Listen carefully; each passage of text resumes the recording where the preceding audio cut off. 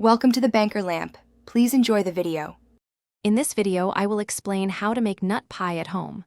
First, gather your ingredients to ensure a smooth baking process. You'll need a good mix of nuts, some butter, and brown sugar for that rich, sweet flavor. Having everything ready before you start makes the whole experience much more enjoyable and less stressful. Now, let's get that crust ready.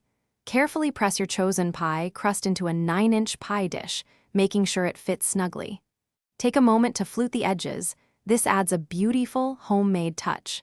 Chilling the crust for about 30 minutes helps prevent it from shrinking during baking, ensuring a perfect base for your delicious filling. Next, we'll create the star of the show, the nutty filling. In a saucepan, melt the butter with the brown sugar until smooth. Remove it from the heat, then whisk in the corn syrup and 2 large eggs.